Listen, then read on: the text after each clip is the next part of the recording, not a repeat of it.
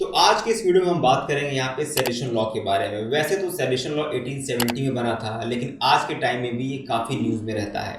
JNU student union के नेता रहे कन्हैया कुमार, क्लाइमेट एक्टिविस्ट दिशा रावी, डॉक्टर कफील खान से लेकर के विनोद दुआ, शशि थरूर, सिद्दीकी कप्तान, हार्दिक पटेल, शफूरा जरगर, ऐसे कई लोग जिन पे सेडिशन के आरोप लग चुके हैं। ऐसे में सवाल ये उठता है कि क्या ये कानून अब freedom of speech and expression का गला घोट रहा है। सुप्रीम कोर्ट के retired justice Madan B Lokur ने कहा था कि सरकार बोलने की आजादी पर लगाम लगाने के लिए सेडिशन लॉ का सहारा ले रही है।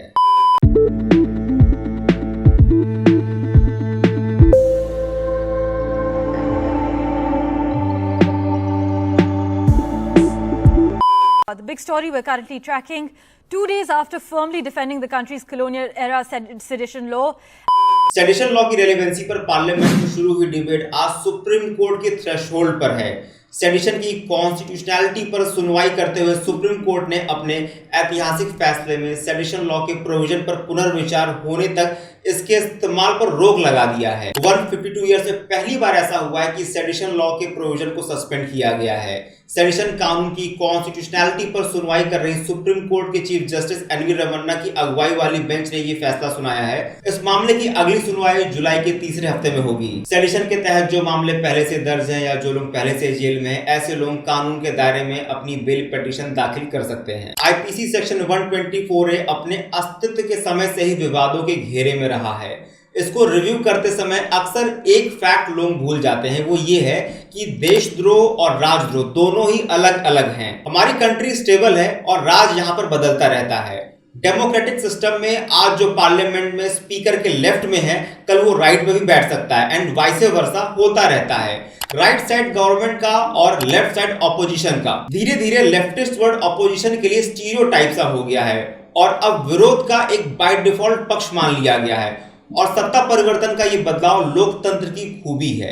गवर्नमेंट का वैसे क्रिटिसिज्म एक कॉन्स्टिट्यूशनल एक्ट है और ऑब्लिगेशन भी है। इसलिए दुनिया भर की डेमोक्रेसी में संसद, सेनेट, असेंबली जो जनता के रिप्रेजेंटेशन के लिए हैं, उसमें विपक्ष को सरकार से सवाल पूछने, क्लैरिफिकेशन मांगने और पीसफुल प्रोटेस्ट करने का अधिकार है। अब यहाँ पर पहले हम समझते हैं कि राजद्रोह कानून क्या होता है। Indian penal code IPC section 124A में राजद्रोह यानी कि सेडिशन की डेफिनेशन के अकॉर्डिंग अगर कोई भी व्यक्ति गवर्नमेंट के अगेंस्ट आर्टिकल लिखता है या बोलता है या ऐसे आर्टिकल का समर्थन करता है या नेशनल एम्बलम का अपमान करता है और साथ ही साथ कॉन्स्टिट्यूशन को नीचा दिखाने की कोशिश करता है, तो उसके खिलाफ आईपीसी सेक्शन 124A में राजद्रोह का मामला दर्ज हो सकता है।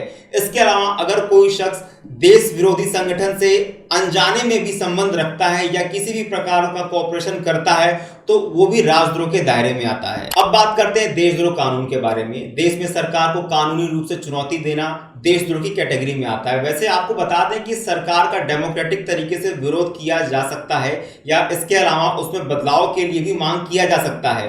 देश के हर नागरिक को यह अधिकार है, लेकिन गैर कानूनी तरीके से सरकार का विरोध देशद्रोह कहा जाता है। देशद्रोह के लिए किसी भी ऐसे व्यक्ति को जिम्मेदार माना जाता है जो देश के खिलाफ किसी भी एक्टिविटी में शामिल होता है या किसी भी ऑर्गेनाइजेशन से संपर्क रखता है या आतंकी विचारधारा के साथ जाने वाले व्यक्ति को भी इसके लिए दोषी माना जा सकता है। यहाँ तक कि ऐसे ऑर्गेनाइजेशन जिनके द्वारा देश विरोधी गतिविधियों को अंजाम दिया जाता है, उन्हें भी बैन कर दिया जाता है। इसके अंतर्गत माओवादी, अलगाववादी जैसे संगठन भी बैन किए जाते हैं। इसके लिए आपका आईपीसी में सेक्शन 121 के अंतर्गत यदि कोई भी व्यक्ति देश के खिलाफ होने वाली आतंकवादी एक्टिविटी में शामिल होता है, तो देशद्रोह के अंतर्गत पनिशमेंट का प्रोविजन है। आईपीसी सेक्शन 122 के अंतर्गत ये कहा गया है कि यदि कोई भी व्यक्ति देश के खिलाफ वॉर का इंटेंशन रखता है या इसके लिए हथियार जमा करता है या हथियार बनाता है या फिर हथियार छुपाने का काम करता है, तो उस व्यक्ति को 10 साल से लेकर के उम्र कैद तक की सजा हो सकती है। सेंट्रल गवर्नमेंट ने जुलाई 2019 में पार्लियामेंट में कहा था कि वो आईपीसी सेक्शन 124A यानी कि राजद्रोह या सेडिशन कानून को खत्म नहीं करेंगे।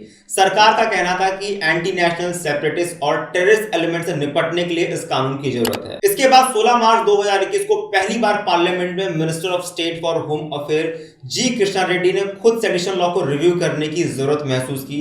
दरअसल सरकार पर इस कानून की बेवजह इस्तेमाल को लेकर के बहुत सारे आरोप लगते हैं और कई सारे सवाल खड़े होते हैं। अब थोड़ा सा फ्लैशबैक में चलते हैं और उसकी स्टोरी लाइन को समझते हैं। ब्रिटिश राज में फ्रीडम फाइटर्स की आवाज दबाने के लिए सेडिशन लॉ को बनाया गया था। आजादी के पहले और उसके बाद समय समय पर इस कानून के जस्टिफिकेशन पर सवाल उठते रहे हैं। कॉन्स्टिट्यूशन बनाने वाले ने तो कॉन्स्टिट्यूशन में राजद्रोह यानी सेडिशन शब्द को कहीं जगह भी नहीं दी थी, लेकिन आईपीसी में ये कानून अभी भी बना हुआ है। 1891 में सेडिशन का पहला मामला जोगेंद्र बोस पर दर्ज हुआ था। उसके बाद अंग्रेजों के खिलाफ आजादी की लड़ाई लड़ने वाले बाल गंगाधर तिलक से लेकर के कई फ्रीडम फाइटर्स ने मुकदमे झेले। अंग्रेजों ने इस कानून को आजादी की लड़ाई पर कंट्रोल करने के लिए एक हथियार की तरीके से इसको इस्तेमाल किया। जिस ब्रिटिश हुकूमत ने इस कानून को बनाया था, उसी ब्रिटेन ने 2010 में इस कानून को खत्म भी कर दिया है। दूसरी तरफ हमारे यहाँ आज भी केवल ये कानून जिंदा नहीं, बल्कि ये कानून हमारे यहाँ ट्रेंडिंग में रहता है, बल्कि हमेशा कंट्रोवर्सी और न्यूज में भी ये कानून बना रहता है। आईपीसी जब बनाई गई तब उसके ड्राफ्ट में सेडिशन लॉ था, लेकिन 1860 में जब आईपीसी आया तो सेडिशन को हटा दिया गया था। बाद में 1870 में आईपीसी में अमेंडमेंट करके सेक्शन 124A को लाया गया। ब्रिटिश सरकार ने इंडियन के डिससैटिस्फैक्शन को दबाने के लिए यह प्रोविजन किया था। अंग्रेजों को परेशानी इस बात से थी कि आजादी की लड़ाई के वक्त बाल गंगाधर तिलक जैसे कई नेता थे जो अपने भाषण, आर्टिकल के जरिए सरकार के खिलाफ डिससैटिस्फैक्शन और डिसएग्रीमेंट को जताते थे। आईपीसी के बाकी सेक्शंस इसे रोकने के लिए सफिशिएंट नहीं थे। ब्रिटिशर का इरादा था कि सरकार के प्रति जो डिससैटिस्फैक्शन या जो डिसएग्रीमेंट है उसे कानून के जरिए दबाया जाए। इसके कई एग्जाम्पल भी हैं। बाल गंगाधर तिलक ने ब्रिटिश एडमिनिस्ट्रेशन को हटाने को लेकर के आर्टिकल लिखा था और उन पर सेडिशन का मुकदमा चला। इसी तरह रामचंद्र नारायण, एनी बेसेंट, मौलाना आजाद जैसे फ्रीडम फाइटर पर सेडिशन का मुकदमा दर्ज किया गया था और उन्हें जेल भेजा गया था। 1922 में महात्मा गांधी पर भी सेडिशन का आरोप लगाया गया था। देश जब आजाद हुआ तो कॉन्स्टिट्यूएंट असेंबली में सेडिशन लॉ को लेकर के काफी लंबी चौड़ी बहस भी हुई। दरअसल आर्टिकल 19 क्लॉज 1 के तहत freedom of speech and expression का राइट मिला हुआ है, तो वहीं आर्टिकल 19 क्लॉज 2 में एक्सेप्शन है और कुछ रीजनेबल रेस्ट्रिक्शन लगा हुआ है freedom of speech and expression पर। इसके तहत रीजनेबल रेस्ट्रिक्शन में क्या सेडिशन को भी शामिल किया जाए, इसे लेकर के कॉन्स्टिट्यूएंट असेंबली में काफी डिस्कशन भी हुआ था। शुरुआत में एक्सेप्शन के तौर पे सेडिशन था, लेकिन सेडिशन को एक्सेप्शन से हटाने के लिए के.एम. मुंशी ने अमेंडमेंट प्रपोज किया। मुंशी जी ने कहा था कि अब इंडिया एक डेमोक्रेटिक देश है और यहाँ जनता की चुनी हुई सरकार है। ऐसे में सरकार को जनता का क्रिटिसिज्म और डिसएग्रीमेंट की रिस्पेक्ट करनी चाहिए।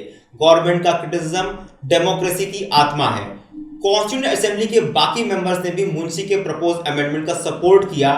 इस तरह freedom of speech and expression के एक्सेप्शन में सेडिशन को नहीं रखा गया और कॉन्स्टिट्यूशन में सेडिशन वर्ड शामिल नहीं किया गया। आजादी के बाद 1951 में कॉन्स्टिट्यूशन में पहला अमेंडमेंट हुआ और freedom of speech and expression के रीजनेबल रेस्ट्रिक्शन में पब्लिक ऑर्डर शब्द को जोड़ा गया। सुप्रीम कोर्ट ने 1962 में केदारनाथ सिंह केस में जो फैसला दिया उसे पब्लिक ऑर्डर के कॉन्टेक्स्ट में समझा जाना चाहिए। सुप्रीम कोर्ट ने अपने फैसले में कहा था कि सरकार का क्रिटिसिज्म या डिसएग्रीमेंट जताने से सेडिशन का मुकदमा नहीं बनता है। सेडिशन का केस तभी बनेगा जब कोई इंसिडेंट ऐसा हो जिसमें वॉयलेंस फैलाने की डिजायर हो या फिर वॉयलेंस बढ़ाने के एलिमेंट्स मौजूद हो। यानी सरकार का क्रिटिसिज्म करना या उससे डिसएग्रीमेंट जताना सेडिशन नहीं है। स्टेटमेंट देने के बाद हिंसा हुई और पब्लिक ऑर्डर खराब हुआ तभी सेडिशन का मामला बनेगा, लेकिन हिंसा और पब्लिक ऑर्डर खराब करने वालों के खिलाफ पहले से ही आईपीसी में प्रोविजन है।